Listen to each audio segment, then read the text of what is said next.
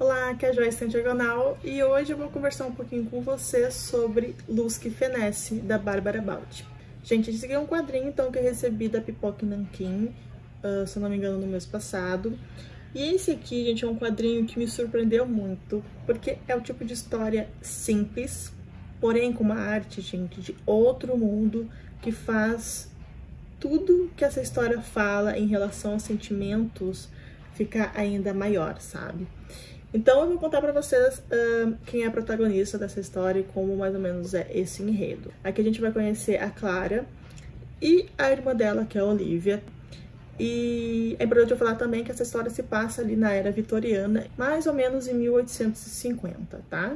Porém, essa história começa então com a morte da Lady Sutherland, que é ali a matriarca dessa família, tá? Vivem as três juntas. E essa morte, então, vai abalar completamente a estrutura familiar e também a relação dessas duas irmãs.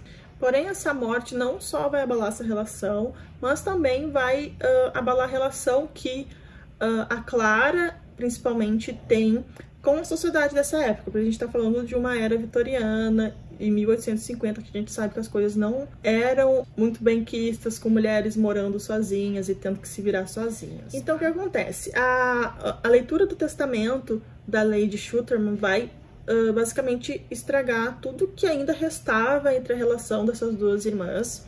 E a Lady Sutherland, ela deixou, na verdade, ela dividiu ali os bens dela e deu para Clara a propriedade da família, que é a mansão Finton Hall. E para Olivia deixou ali uma quantidade de dinheiro, tá? A Olivia não gosta disso, ela fica com raiva, fica braba, e ela resolve então seguir a vida dela sozinha. E é nesse momento então, quando as irmãs mais precisavam ficar juntas, então, que na verdade elas se separam e tudo acaba ficando ainda mais difícil, principalmente para Clara, que fica sozinha ali vivendo apenas com os criados nessa mansão enorme, tendo que se virar então para manter o legado da família vivo, que é essa mansão, então essa grande propriedade. E vale também falar que a Clara e também a Olivia, elas não tinham grandes responsabilidades ali com a sociedade, elas eram, na verdade, ali garotas ali da nobreza que não precisavam se preocupar com dinheiro e sobrevivência. Isso acaba mudando completamente a realidade, principalmente da Clara. A partir do momento que elas se separam, a gente para de acompanhar a Olivia, a gente vai ver como ela está só lá, mais ou menos no final da história. Isso tem uma grande relevância, mas a gente vai acompanhar a Clara e das coisas que ela precisa abrir mão, né, ao longo do caminho para conseguir se virar. Uma dessas coisas que ela precisa abrir mão é a grande paixão dela, que é a música, que é tocar piano, tá? Então, isso é muito forte dentro da história. Chega um derradeiro momento que ela precisa tomar uma decisão muito triste para ela, né? Mas que é necessária. E assim se dá início de uma sucessão de problemas na vida da Clara, devido então às dificuldades que ela está tendo de se virar sozinha, sem renda e tendo que manter criados e essa mansão. E aí que tá a grande questão dessa história, que é: será que ela vai conseguir suportar tudo isso? Essa então é o plot inicial de Luz que Fenece. E eu gosto muito dessa história porque ela passa uma mensagem positiva e bastante emocionante sobre como a gente consegue lidar com os problemas e como a gente consegue lidar com tempos de dificuldade. E isso acho que me tocou bastante, justamente pela situação que a gente está vivendo hoje. Acho que é uma história que conversa bastante com a gente. Essa graphic novel, então, é a graphic novel de estreia da Bárbara Baldi, que é uma artista italiana.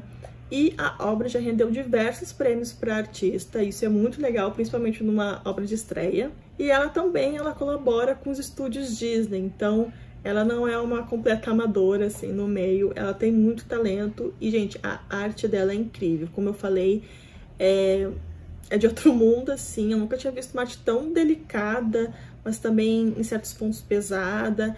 Ela trabalha muito com aquarela, ela também trabalha com algumas técnicas digitais. E isso ela explica no prefácio, tá? Que foi escrito exclusivamente para essa edição brasileira. Então é muito legal que ela se dedicou a escrever um prefácio para os leitores da Pipoca Nanquim. Então, como eu disse, é uma arte muito delicada, que impressiona, assim, pela profundidade de sentimentos que ela consegue colocar no papel. O que eu acho que faz um equilíbrio bem legal sobre uma história simples, num dado momento, a princípio, né? Mas com uma arte que equilibra tudo isso e traz uma harmonia para a história como um todo. E vale também falar sobre o significado de luz que fenece, né? Que significa, a gente vai ter ali a Clara, então, com uma luz que não... que luta para não acabar em meio à escuridão. Então é bem legal. E de forma geral, então, não contando muito sobre a história para evitar spoilers, mas Luz que Fenece vai falar sobre sentimentos como sacrifícios, principalmente, resiliência e redenção, que eu acho que é o mais importante. E eu acho que esses são os 3 sentimentos mais fortes, assim, que eu senti durante a leitura. É uma graphic novel também com poucos diálogos, a gente muito mais vai acompanhar e sentir o que está acontecendo do que efetivamente saber dos próprios personagens. E gostei muito da Clara, gostei muito de conhecer ela e como ela enfrentou tudo que ela precisou enfrentar em tempos de dificuldades. Eu acho que isso foi incrível. E é isso, gente. Eu faço também de se passar numa Inglaterra vitoriana. Pra quem sabe, eu gosto muito de romance de época. Eu acho que vai... Pra quem quer entrar nesse mundo dos quadrinhos e gosta desse tipo de gênero, vai gostar também de Luz que Fenece, então eu recomendo bastante. E falando sobre a edição, né, gente, a Pipoca Nanquim, ela capricha muito. Esse aqui é um encadernado grande, né, em relação aos outros. Ele não é tão grosso, mas por ele ser grande, então a gente vai ter uma experiência mais completa. E eu acho que ela é desse tamanho maior, justamente por causa dessas artes, sabe? A gente precisava ter essas artes grandes na nossa estante. E eu estou muito feliz, com certeza virou um dos queridinhos da minha estante. E, gente, capa dura, essa edição incrível aqui da Pipoca Nanquim. Vou passar aqui um pouquinho pra vocês verem. Essa aqui é a Clara. E é lindo, gente. Lindo, lindo, lindo, lindo. Parece pinturas mesmo, obras de arte. E, enfim, gente, eu só queria recomendar muito pra vocês. Eu vou deixar, pra quem se interessou, eu vou deixar o link de compra aqui embaixo. E é isso, espero que vocês tenham gostado. Me contem nos comentários se vocês têm outras graphic novels que falam sobre o tema. Eu vou gostar muito de conhecer. Se dá like nesse vídeo pra me ajudar na divulgação. Se inscreve no canal se você ainda não é inscrito. E a gente se vê então no próximo vídeo. Tchau!